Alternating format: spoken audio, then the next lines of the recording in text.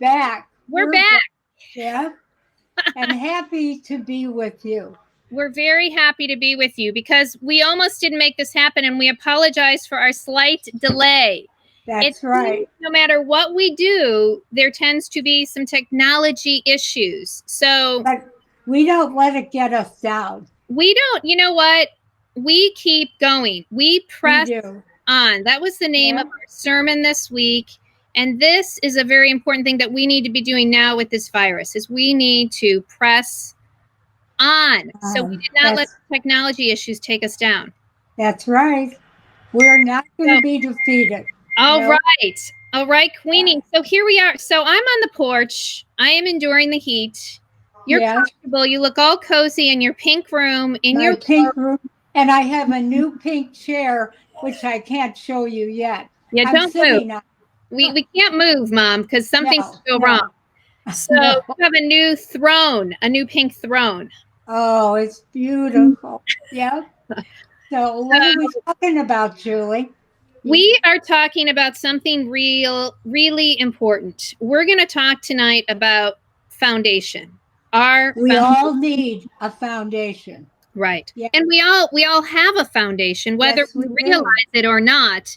We are trusting and leaning on something or someone. And so we're going to talk about that tonight because people are growing weary. We're growing weary with this virus. It's not going away anytime soon. So we're here to hope to encourage you and to kind of share some stories about what has helped us to keep a firm foundation despite the swirling storms around us. So what have you got? Foundation is a support or a base that we build upon. Right. And I remember teaching math classes at the junior college. If they didn't have a foundation in simple math, how can they go further? They can't. That's right. I know myself. Process. If I don't have a foundation, and I didn't know this years ago, it's taken me this long to know that. Right. But my foundation is God. And, I wish I'd have found that years ago, Julie. Yeah. But you can't beat it. That's what we need. Right. Oh, well, when the storms come, and they have come, you recognize and you can see kind of it's very revealing of what you are putting your trust in and what you are leaning on. And it's my faith too. And it's something that when you talk about building in a process that we're constantly building and working. So we have to. So, hey, if anyone's here, put a note in the feed so we know you're here. We can't always see you with this technology Be Live that we're using. So we'd love to know that you're here. So, but yeah, let's talk about foundation and unpack it. I love what you talked about with being a teacher, because that's so true that each year, you're building certain skills. And that's the same thing with our faith. It is a process. So maybe why don't you, Mama, share kind of a little bit about your story and your building of your faith? Well, when I was younger, I was on the fast track, you might say, between teaching, raising a family, trying to hold things together. I didn't really think about my faith. I took it for granted, went to church on Sunday, tried to be a good person, but I wasn't thinking about having a firm foundation with God. And so consequently, I had a big thing missing in my life. And since I've been with you on your Bible studies, your different things you do with the single-minded, I have learned, and it's just amazing because it makes my life so much happier. I don't have to worry anymore. I turn things over to God. And I get up in the morning, I know He's with me. And everything I do, I'm not alone. I have a firm foundation in my beliefs, and nothing's going to take it away from me, Julie. Wonderful way to live at any age, but it's never too late. And never too late. better now than ever. It's never too late to grow. We're always growing. Oh, and I that's hope something we so. talked about in our Bible study. Yeah. We actually talked Yeah. about this on Sunday night in our live Bible study. I love that. The parable. The parable of the wise and foolish builders, and how we even rock erodes over time. And so even if you have a solid foundation, you have to keep working at it, because it's slowly, kind of like our bodies are eroding. Yours is not, but most of ours are. No. And that I don't know. that we have to continue to work. And I think just one thing that I have noticed a change in you, Mom, is your Monday Bible study. You talk about it a lot, and how, but that's an intentional step of you growing and going, right? It's you got to go to grow sometimes. You got to make that effort and take that step. And you have to share with others too. I mean, when we come together, we had a theme last week, the Lord is my shepherd. I love that. I shall not want. And we all open up and say how it affects us. And when I leave there, I take all this with me. And it just keeps me steady and happy and living my life with Jesus, Julie. And you're a big part of that. As I said, I didn't take the time or effort, didn't make the effort. Didn't have 7 kids, Mom. You were a little busy. And I think that's true of so many people.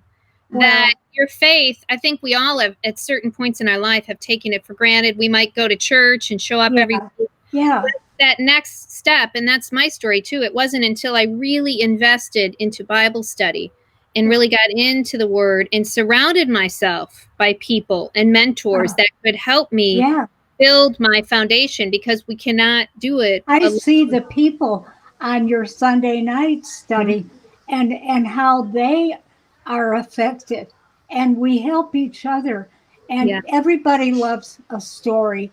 We start that as little children when we're read a story, but the parables are these beautiful stories, and it sticks with me. I remember the story. I just want to go on. I'm so eager to learn, Julie, and eager to pack myself with all these beautiful things. I mean, I'm so blessed, really. Awesome. And I want to share that. And I've been able to with a few people. I mean, this has been a hard time. And I think especially hard for seniors who are isolated and have fear of getting the virus. So we have to trust in God. And I really believe that's where it comes from, Jill. Absolutely. That is so key, is trusting in the Lord. And this, you're absolutely right. It's been a super challenging time, especially for seniors, for single people, because this idea of isolation and being alone and not being able to connect with people. And so that's why we're doing these onlines, and we're going to continue when we can't be in person and you can't make it to the porch because of the heat. Keep doing this, but it's just so important that we stay connected, that we help each other, that we pray for each other. And we can't take this journey alone. We're not supposed to. And I thought it was real interesting in our Bible study when we talked about the rock, and that's what the parable is about, is to have your foundation on the rock. And the Greek word was Petra, and it meant a layered rock. It wasn't like a boulder. It was a connected rock. It was like a huge cliff. And this idea of connectedness, and that, we can't be alone and we can't go through this. And I think this virus has especially been a revealing time. I've said that a lot, that it's revealed kind of maybe the cracks in our foundation. Oh, yes. So once we recognize, and that's a blessing, even though that's hard, it's really a blessing, because once we can see them, we can do something about it, right? That's where we've all had awareness. We've all had time to think about it too. And our society was going downhill big time. Our pleasures, our things that people were going to, they were all passing idols, you might say. We need that firm foundation, Julie. And even now, I'm praying hard that our country can unite Yeah. not let the criminals take over and make people feel worse than they are, you know. Well, So we it's a very difficult time and a very revealing time, and we need the Lord now more than ever, and we need people. And one of the neat things too that I always think of is with Foundation is I really try to look back on who were the people that helped me, because with every step in this building process, there's a person next to me and next to you. And I don't know if you knew this, but Betty, my dear Betty Edwards, she died in my arms 10 years ago today. 10 years ago on this day. Isn't that crazy? I realized. And you were with her, Julie. I was with her as she took her last breath and crossed over to heaven. She was in my arms. She literally died in my arms. And Betty was one of those people that came into my life at a very unexpected time when I was going through a separation. Yeah. And I met her at church. And I met her because I was in a bunch of Bible studies. Because when my life crashed, I had this thirst. I was physically led to a Bible study. And then once I got in one, I had this incredible thirst. And I ended up in like 4 Bible studies. This is back at Second Pres. And everybody was praying for this lady called Betty Edwards. And I'm like, who is this woman? So I decided to send her a card, and she had lost her eye. She had a stroke and lost her eye. So I sent her a card, and I sent her a little like chamomile pack to help her eye. And then she tried to call me, and I was actually in the process of moving with this life transition I was going through. And I was at an event at church, and I turned around. I heard someone say, "Hi, Betty." And I turned around, and she was right behind me. And I said, "Are you Betty Edwards?" And she said, "Yes." I said, "I'm Julie." I said, "I wanted to meet you." And she said, "Oh, are you the one that sent me the card?" And she just couldn't believe it that I did that. And then she said, "You're coming." She said, "You're coming for lunch tomorrow." It wasn't an invitation. It was just, I was coming. There was no choice in the matter. And from that lunch on, well, you know how close we were. Oh, yes. Betty was just so instrumental in my faith journey at that point, because I had just, my world had kind of was in an upheaval and changing. And she was really helpful in me finding my rock and just kind of following her lead. And that's what we need to do sometimes, is just kind of let go and fall behind somebody who is a really strong believer. My faith journey was not an instant thing. It was being with you and listening to what you were saying, watching what you were doing, reaching out to people. And gradually I thought, boy, she's got something here I want.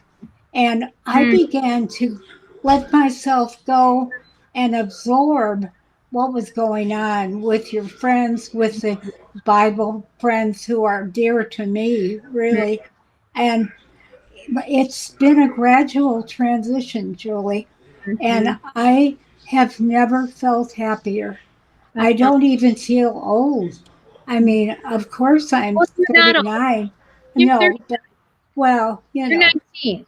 But anyway, it's a different world. Yes. The turkeys don't get you down, as I always say. That's right. You just rise above it. And it's not that the winds don't happen and the storms don't come. I just want to pass on the good word. But I've noticed that in you, Mom, and it's more than a happiness. It's a joy. It's something much deeper. Yes.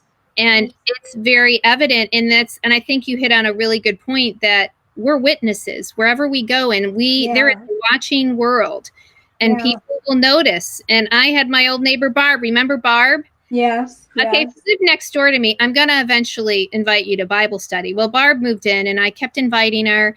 And her son, she would drop off at the same church, and I'd see her coming out of the church, and she would not come, and I just kept inviting her. And then she told me later that she would finally one day, actually, she came. And she loved it. And she told everybody in the Bible study that day that she had avoided me because she would actually get to a point where she'd go to a different part of the parking lot to park and go in a different door to avoid seeing me come in and out because she's going to come. And finally, she just kind of, I think, she was kind of sick of hearing me bug her about it. She showed up and she absolutely loved it. Yeah. And became one of my best students and would call me on the way home and be like, oh, I loved it. And we'd talk all the time. So, it's just interesting, the power of invitation or persistence. Well, I remember your Bible study around the kitchen table when we all got there and dropped the weights we were carrying around. And we had the best time, Julie. It was like a party, really. I mean, if someone needed advice or some kind of perk, we gave it. Right. And we didn't, encouraged. We weren't reaching out anymore because we had God. And he was at the party too. Right. Absolutely. Yeah. God's the party. He's all over, Julie. Always. Yeah. Always. And he's here right now. Yeah. For where two or three are gathered in my name, I am here. Yeah, that's right.